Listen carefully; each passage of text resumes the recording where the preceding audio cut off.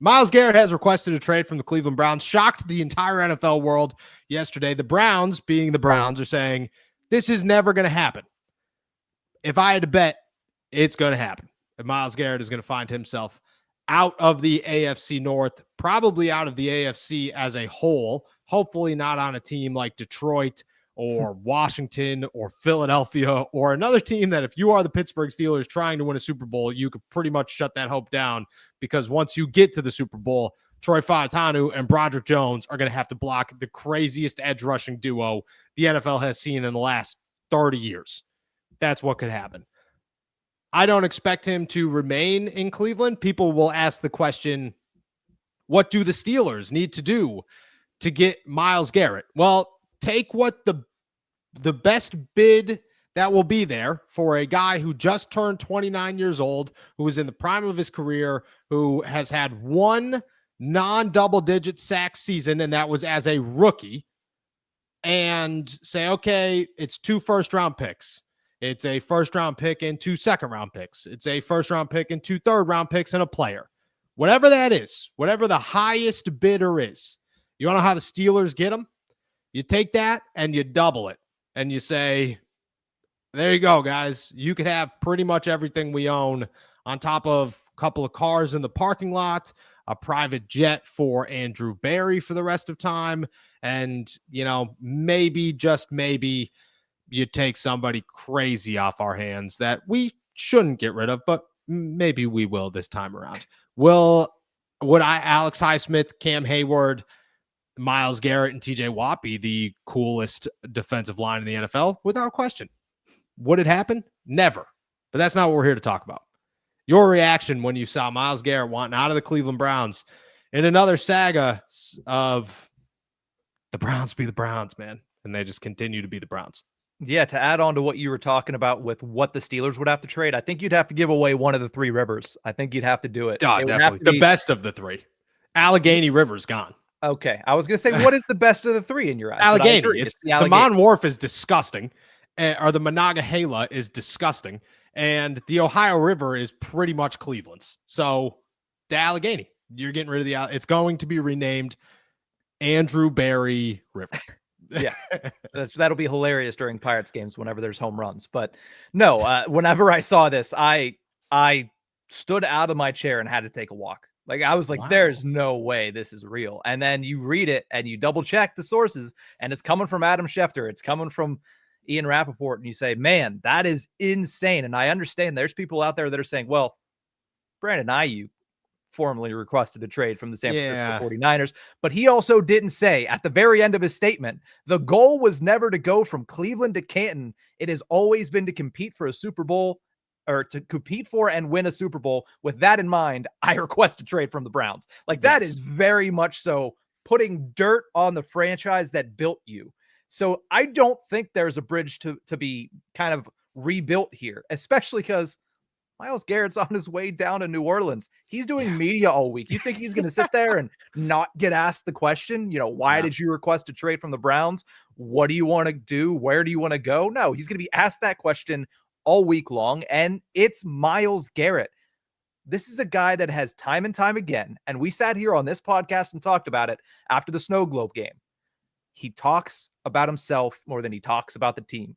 He is somebody who, hey, for better or worse, he looks out for number 1, and number 1 to him is number 95 to everybody else. So he wants a Super Bowl. He wants to leave. That's not going to change. It's not, hey, I want more money, because Cleveland's willing to give him money. They're probably willing to give him ownership stakes. They're probably willing to give him any part of the city that he wants. The Rock and Roll Hall of Fame. Yeah, it's Myles Garrett County now. That's what that is. Yeah. It's not about money to him. He wants to win a Super Bowl. He wants to be on a good team, and he doesn't think he can do it with the Cleveland Browns. So I was as shocked as anybody. I like I said, I literally had to get up and take a walk, and I don't see this going in Cleveland's favor, where time will heal all wounds, and he's going to sit there and say, you know what? You're right. I can see the future for Cleveland, and I think it's a Super Bowl. I don't think anybody sees that in Cleveland's future right now, and I don't think Andrew Berry can say anything to anybody to make them believe that. So I think he's gone, and I think the Steelers, they dodged a bullet. They don't have to see him 2 times a year anymore.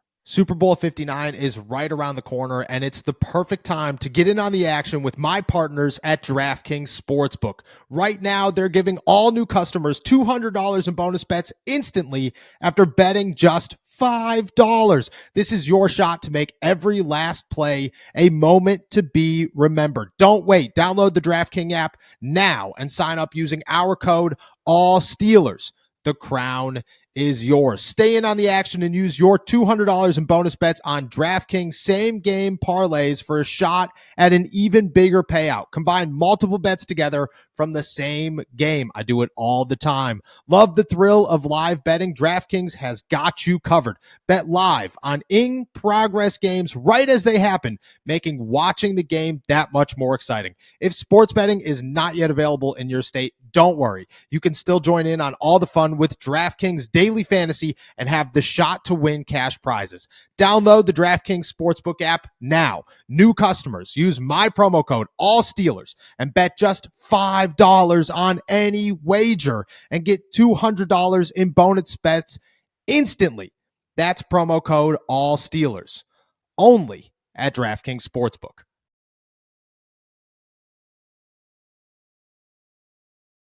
Yeah, they got to hope that they only get to see him once every 4 years. That is what they are praying for in this situation. I agree. The only way that you're saving this, in my eyes, if you are the Cleveland Browns, is by calling the Rams and saying, what do you want from Matthew Stafford? We'll give it to you.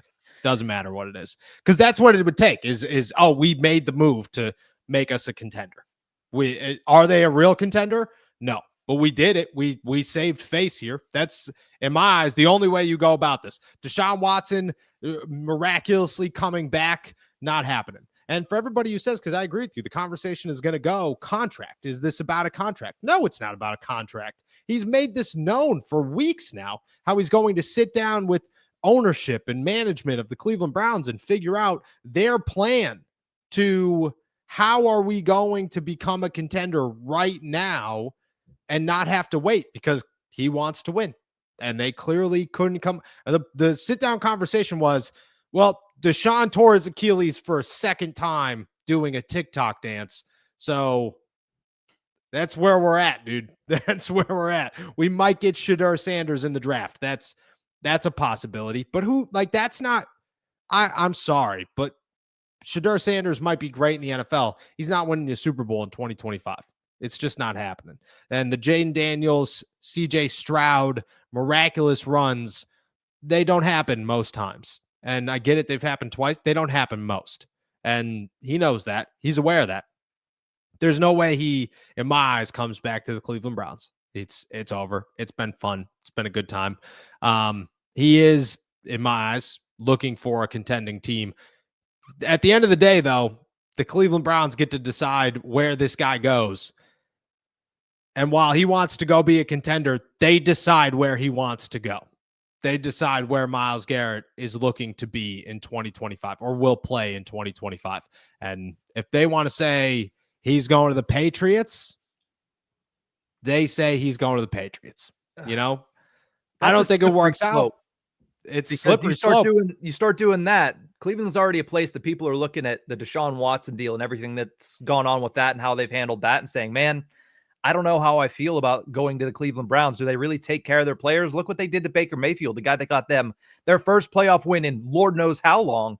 Mm-hmm. Now, if they have this situation where Myles Garrett wants out, at least if they acquiesce to sending him to a contender, players will be like, all right, well, at least on the way out, even when he's spitting in the face of the franchise, they're doing what's right for him and they're doing what he would like to do.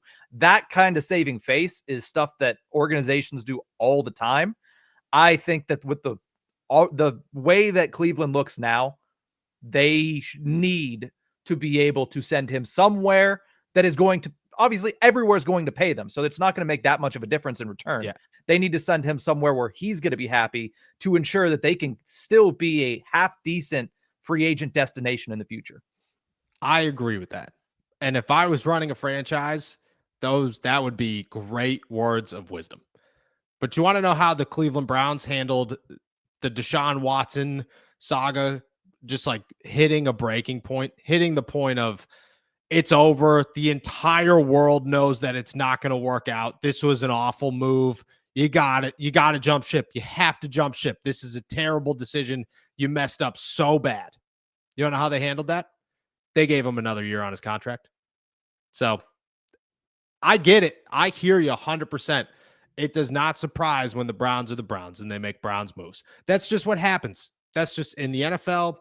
You know what I mean? Myles Garrett is standing, just like you said, number one is number 95.